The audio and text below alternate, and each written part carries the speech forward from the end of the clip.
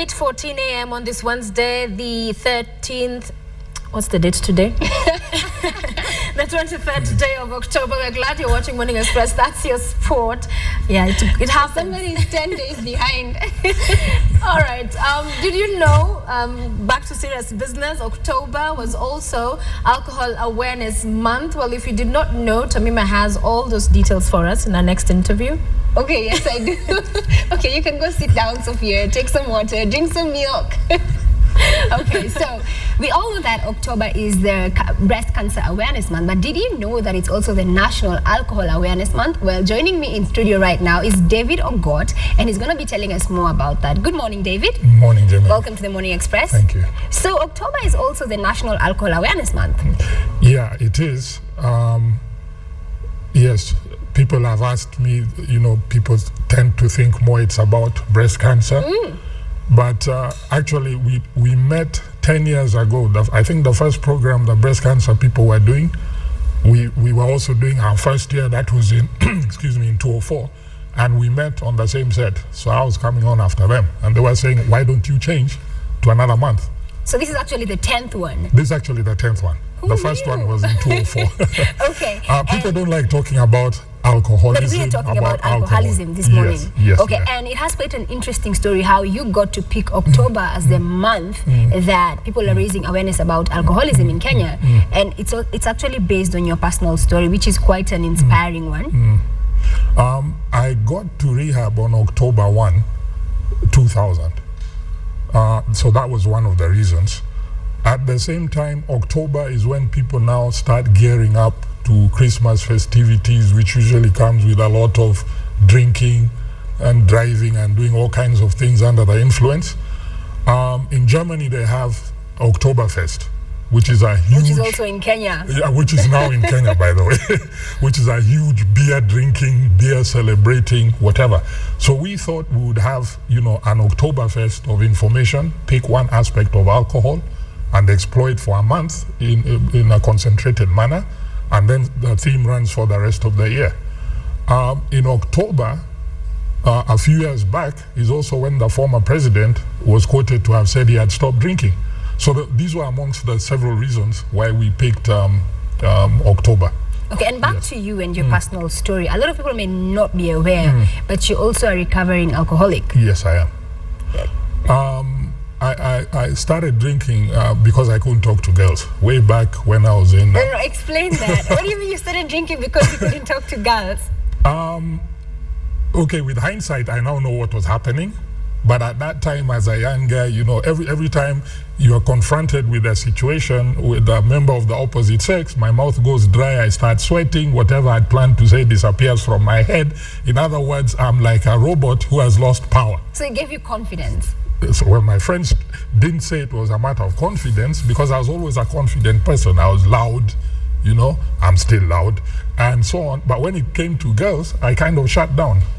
So, like when I'm asking my friends who seem to don't have that similar kind of problem, what's happening, and they're telling me, my friend, this is a very easy thing. Girls like guys who smoke and drink alcohol, the so-called tough guy. And that's actually how I started. And how old were you then? I was 13. 13 years? Yes. That's when you started drinking? Yeah, and smoking, yeah. And I started with the cigarettes first. Okay. Yeah. So at what point did you shift from being that guy who's drinking to being an alcoholic? This is the problem. People, it's very hard to notice if you're not aware when you actually cross from controlled drinking or social drinking to uncontrolled drinking, which is what we call alcoholism. When I started, it was a take it or leave it. I could go somewhere, there's alcohol, it's even free. I don't feel like drinking, I don't drink. If I say it's one beer, it's one beer. But suddenly at some point, and I think it was around where I started having problems was around Form 3, Form 4. Slight problems because my tolerance has gone up. That means I need to drink more to feel the effect, which initially 2 beers was doing. And the more my tolerance goes up, the more I can drink. The more I can drink, the more I'm tough. I'm tougher now than the tough guys. And I'm sure even then with your friends, you'd boast about it. I can take 20 bottles. I'm the guy. Yes, that was the whole thing. Now we're all drinking and smoking, so who can drink more? And I think by third form is when I started stealing to get money So I was stealing from my parents to get money to drink. It started affecting my studies, okay? Because now I'm really doing a lot of stuff concentrated on how to get money to drink. How am I going to drink without getting caught? Because I was in a boarding school, I was in Lenana. And so my studies are going down. I need to drink more. How do I fund this? And by fourth form, with hindsight, I think fourth, fifth form is when I was crossing. Because by the time I hit Form 5, my A levels, I was actually in Aga Khan High. And even in Lenana, I had been told, even if I get 6 points, you're not coming back to this school. That was the message I was Because told. they were aware about your problem. No, they weren't aware about the alcoholism. But you know, you're sneaking out of school, you're going to girls' schools. We would shape dirty clothes and towels, to look like somebody sleeping. Then we sneak out and that kind. So you're getting into all kinds of trouble. So you are a renegade. Yes. Because of now you have to support this addiction that you have. Yes. And looking back, evidently, you now realize that those were red flags. Yes. But at the time, yes, as someone who was tipping over from a controlled drinking to yes, uncontrolled drinking, yes, did you realize it? No, because you're still pretty much in control. You're still pretty much in control. I mean, you're not going to walk into class tipsy. But by the time I'm doing my A levels, it's like we take off after roll call. Most of the time we went in the school. We'll take off, then we'll come back at 3:30 to get home by 5. So you change back into uniform and go home. The parents asking, how was school? Good. So that's when it was now still becoming a problem, but you're not going to class drunk whenever you're in class.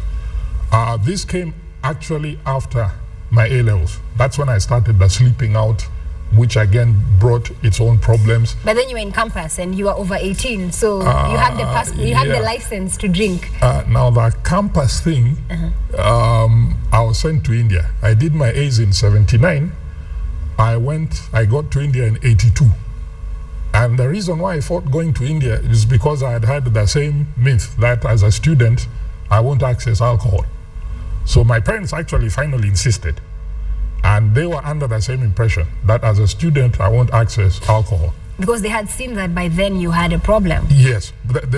But you see, the one saying it's alcoholism. Nobody ever wants to say that word. It's like the huge, should I use that term, elephant in the room. Nobody wants to say it. So it's, he's stressed, he's this, there's that. So the same denial system I'm using, my family and my friends buy into it because of the stigma associated with alcoholism. Nobody wants to say my son, my brother, my boyfriend.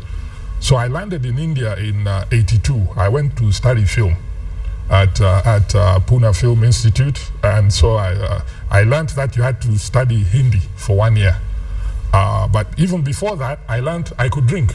There was no issue. There were only some states which were dry and not the state where I ended up in Rajasthan. So you found a way to beat the system. I drank for 4 years. I never stepped into a college and came back. In India. There you are, your parents have sent you to go study. Yes. So you never stepped into a classroom. You were on a drinking binge. Yes. I landed, there's alcohol, I can drink. Hallelujah. Look at the fools. They've sent me to another continent. Now there's nobody to ask me, where were you? Why did you sleep out? Blah, blah, blah. What today you'd call nye, I'm nye, just nye. curious, at this point in time, what is going on through your mind? I mean, you cannot drink for 4 years straight. Oh, yes, you can. You did drink for 4 years straight. I found people doing that who had never been to a college. I drank for 4 years and I left them still drinking. So I found them drinking, no college. Was there for 4 years, they were still drinking. I left them still drinking, and I assume they're still drinking or they're dead. What happens, your reality is altered as an alcoholic. How do you justify this? I'm not in college, I'm drinking.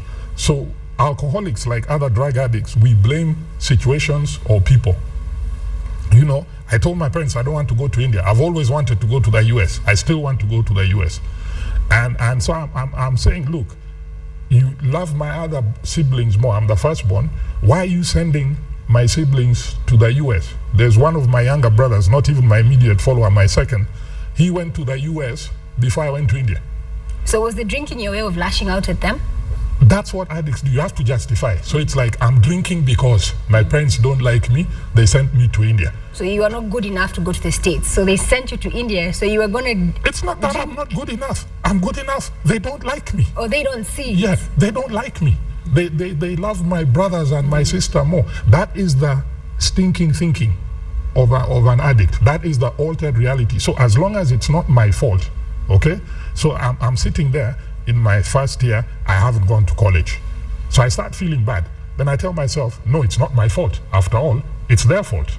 I told them I didn't want to come here. So then that allows me to continue drinking without the guilt. So 4 years down the line, did you leave India then? Yes, I camped at the Kenyan High Commission, finally. I had ended up, I was sleeping in parks. I was sleeping in international students hostel. You sneak in at night, you sleep on the balcony.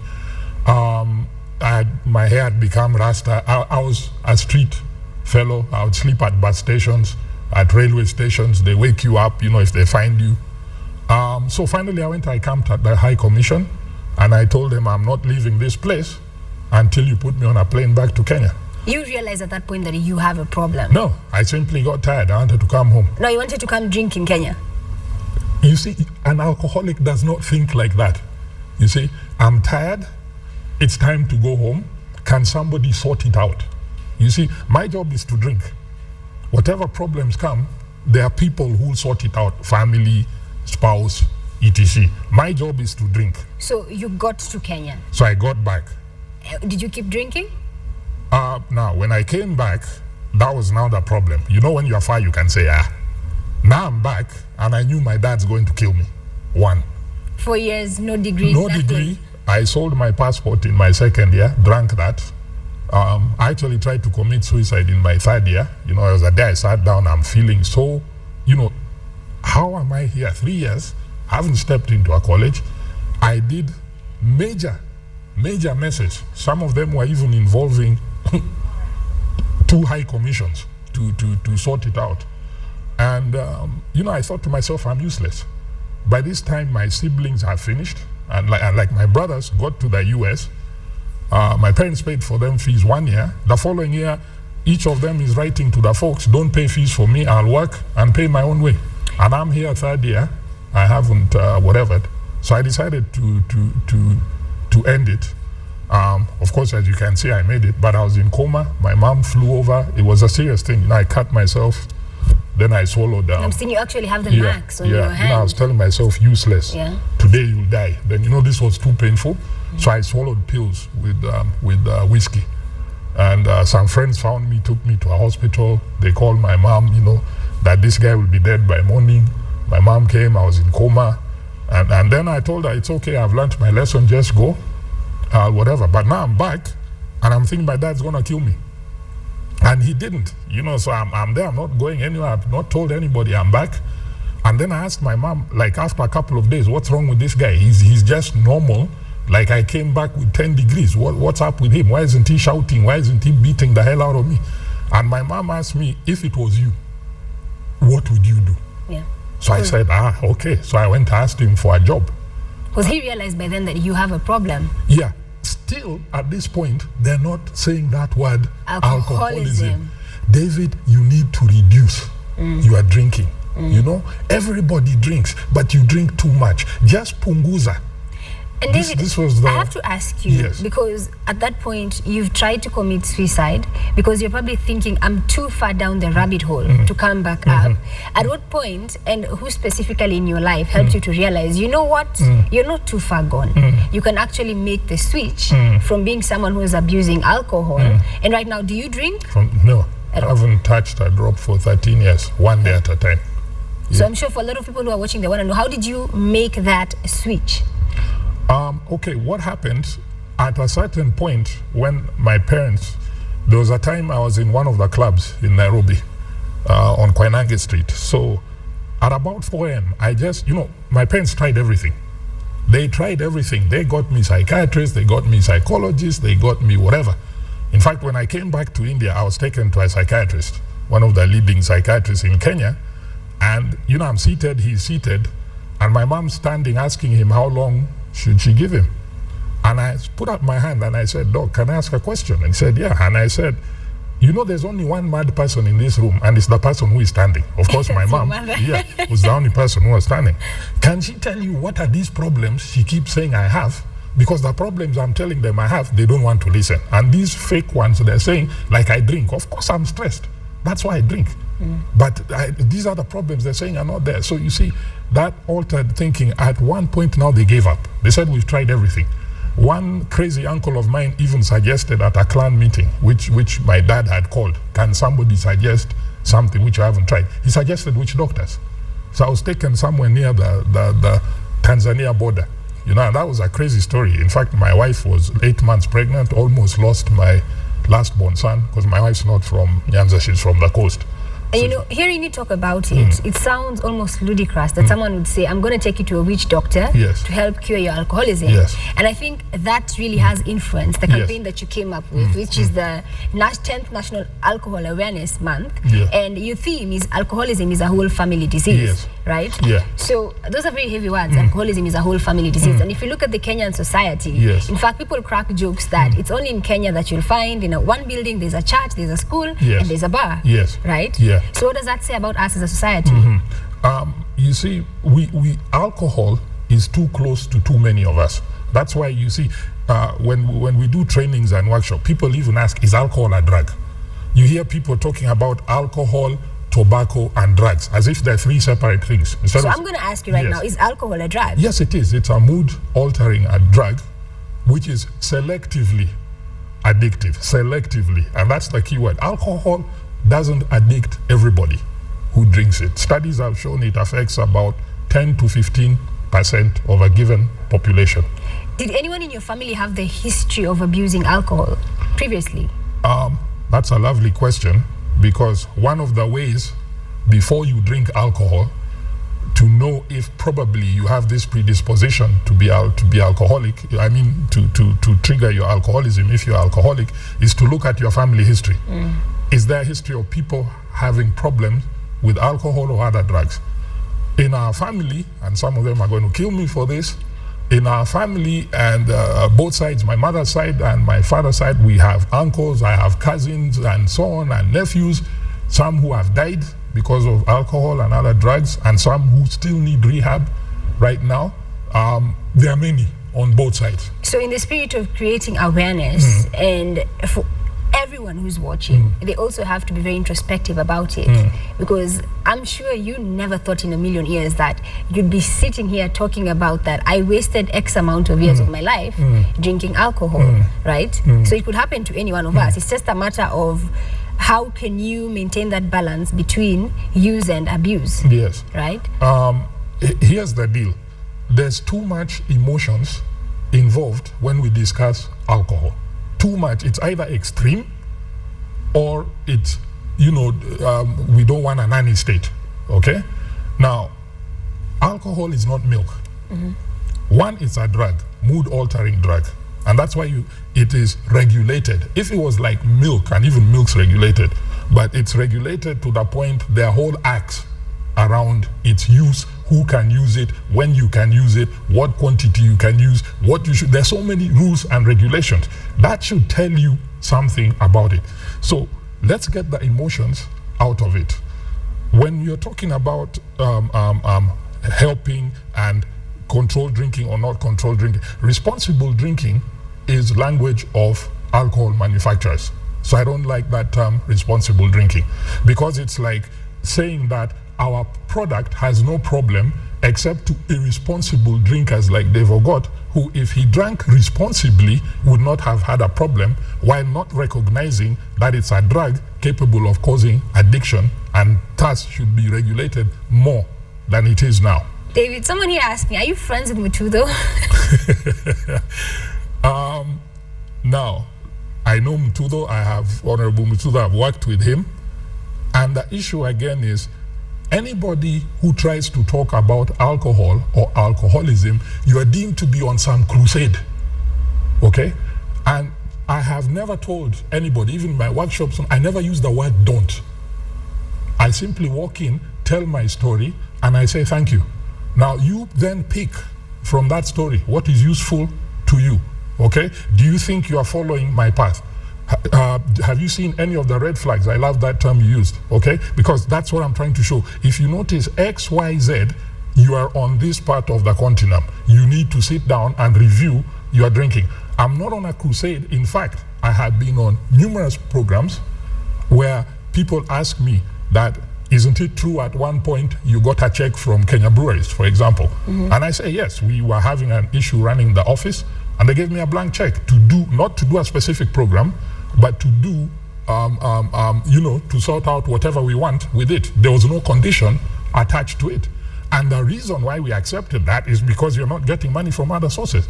We have had offers from tobacco companies. And I think it's very responsible of them. Yes, we have had offers from tobacco companies. We have refused because alcohol, can you use it safely? The answer is yes. Tobacco is there underage, overage, whichever age you use it. If you use it correctly as prescribed by the manufacturer, it should kill you. And it will be a miserable death because it won't be immediate like a car hitting you. You probably pass through cancer or some other crazy thing. So that's a very, very good rationalization. Now, as we wind up, yes. And back to your campaign, which is the 10th National Alcohol Awareness Month in Kenya, what is the main purpose? We said in 2004, we actually didn't want to do this.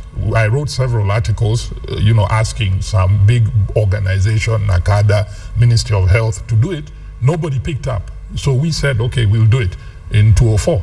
So it is to pick one aspect of alcohol. For example, the first one, 2004, was alcohol and HIV. We've done underage drinking. We've done alcoholism is a disease, and so on. And now the 10th one, we are on alcoholism, a whole family disease. Because everybody concentrates on the alcoholic. Either talking to him or her, you need help, you need to do this. Who concentrates, number one, on the family? Because my sickness makes my family, and many times those around me, equally sick. They also become dysfunctional. It's a community and a family problem. Exactly. And then look at all the years my parents spent, and money, and my wife, and the suffering of my kids, my wife, my parents, my friends. I stole from everybody. I couldn't hold a job, etc. Now, all that is because the family was not aware of what to do. They're trying to help, but they don't have the correct tools. In many cases, the family is also in denial.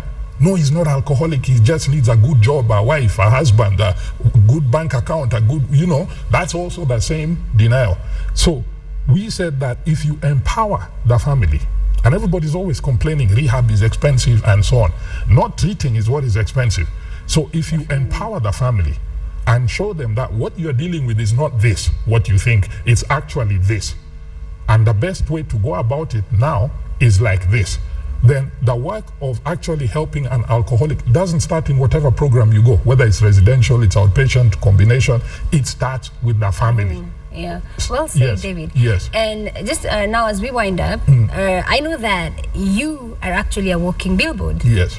And you have a thing that he's always wearing t-shirts with messages which are campaigning against various drug abuse. Are you wearing one today? I was trying to take a look. Today you're wearing something on alcohol. Yes. So he's a walking billboard. Yes. And you've made that your personal mission in life. Yes. And I love the fact that I don't think this campaign could have had a better crusader than yourself, because you're a recovering alcoholic on that.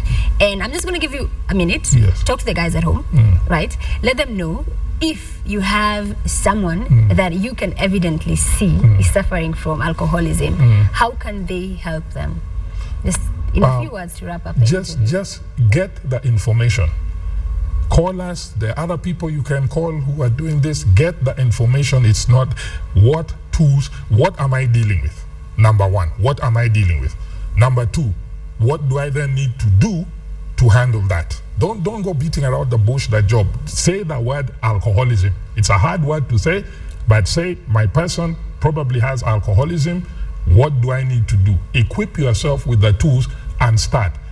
Going around, you waste money, you'll go through a lot of pain, and at the end of the day, the fellow will die. Okay. And there's no place the government will come, ningependa kuomba serikali, no. Every other person, if you have cancer, if you have diabetes, if people sort out their guys. Alcoholism is a disease. The family is the best support to help this fellow move on with their life. For years I was called stupid, I was called useless, I was called what?